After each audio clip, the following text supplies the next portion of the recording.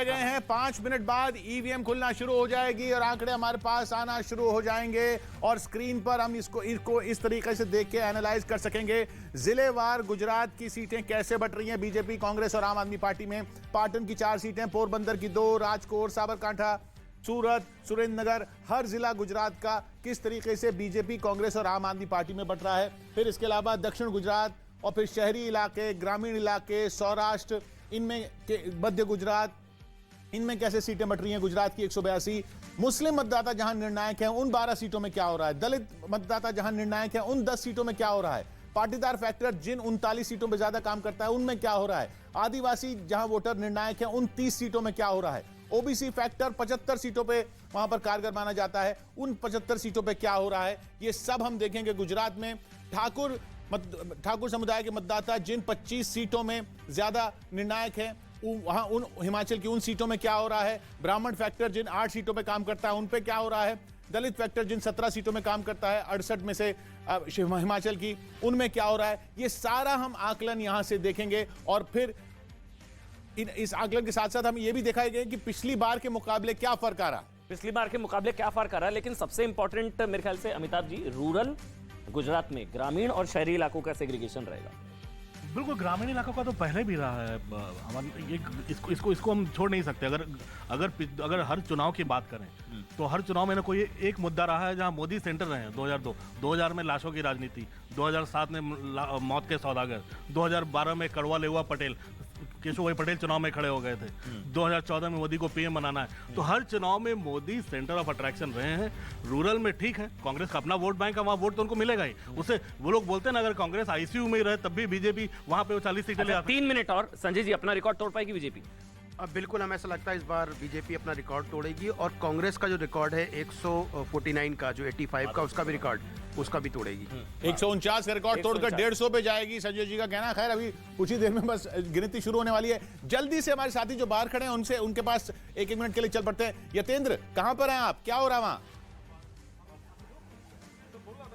किशोर, मैं अभी बीजेपी मुख्यालय में और इंतजार है कि जब हिमाचल और गुजरात के चुनावों की जो रिजल्ट यानी काउंटिंग शुरू होगी तो उसको लेकर बीजेपी को बड़ा आत्मविश्वास है। बीजेपी कॉन्फिडेंस है कि दोनों जगह उसकी सरकार रिपीट होगी। गुजरात में 27 साल का शासन है, एंटी इनकम्बेंसी जरूर देखने को मिल सकती थी, लेकिन जो मोदी का ट्रम्प कार्ड जो बीजेपी ने चलाया वो उसकी कार्ड के तौर पर सामने दिखाई दिया। और एग्जिट पोल गवाह है, मतलब एग्जिट पोल का जो निष्कर्ष है वो यही है कि खाना पीना और मिठाई वगैरह के पूरे इंतजाम होते दिख रहे हैं मुझे बीजेपी मुख्यालय में। शालिनी हमें बुला रही है गांधीनगर में। शालिनी, आप कहां पर हैं? मैं गांधीनगर में हूँ, बीजेपी हेडक्वार्टर में। श्री कमलम जिसका नाम है, ये जरा देखिए यहाँ पर दुकान लगनी शुरू हो गई है। किशोर, जितने भी बीजेपी कार्यकर्ता आएंगे उनके लिए हर चीज यहाँ पर उपलब्ध अभी करा दी गई है। इधर टी शर्ट ये टंगी हुई है। सुबह सवेरे जैसे होता है ना, कोई दुकानदार अपनी दुकान लगाता है, ठीक वैसे ही है। क्या बीजेपी की जीत को आश्वस्त है लेकर? हाँ, बीजेपी कंफर्म में आने वाली है। कितना कॉन्फिडेंस है? पूरा। ये क्या सबका प्राइस पहले से तय है? फ्री में बांटेंगे, पैसा लेंगे? पैसा लेंगे जितने कार्यकर्ता हैं। जीत में तो फ्री में देना चाहिए। फ्री में कहाँ से देंगे मैम, हम भी चार्ज करके लाते हैं। अच्छा, दुकान लगाने का पहले से सोच रखा था? हाँ। काम तो नहीं पड़ जाएगा सामान? दुकान तो हमारी कम से कम 6 महीने से ज्यादा, 6 महीने से ऊपर से। ये इतना ही माल है, मुझे लग रहा है कम पड़ेगा। और है, गोडाउन हमारी उधर है जी। इधर यहाँ दुकान लग चुकी है। उधर प्रतीक चाय की चुस्कियां ले रहे हैं। प्रतीक, बस 1-2 मिनट, अब शुरू हो जाएगा खेल। जी बिल्कुल खेल शुरू हो जाएगा। और जो बात हो रही थी, एक बहुत छोटा सा पॉइंट, जब बहस और आपकी बातचीत चल रही थी स्टूडियो में, तो कहा था कि मोदी फैक्टर क्या हिमाचल में काम नहीं कर रहा है, क्या वहां नहीं काम करा वहां भी करा।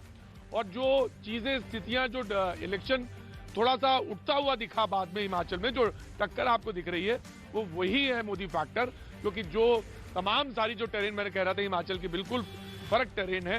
और वहां पे लोग सेवानिवृत्त या कर्मचारी या राज कर्मचारी, वो ओल्ड पेंशन स्कीम का जो मुद्दा वो वहां पे था।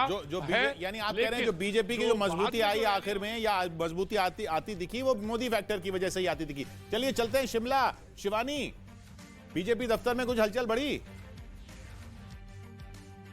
जी, यहाँ पर आप देखिए दरवाजे तो खुल चुके हैं इस वक्त यहाँ पर किशोर, लेकिन अभी हलचल उतनी नहीं दिखने को मिल रही है और कहा जा रहा है कि जो बीजेपी के प्रदेश अध्यक्ष है वो यहाँ पर आएंगे, उनसे हम बातचीत जरूर करेंगे।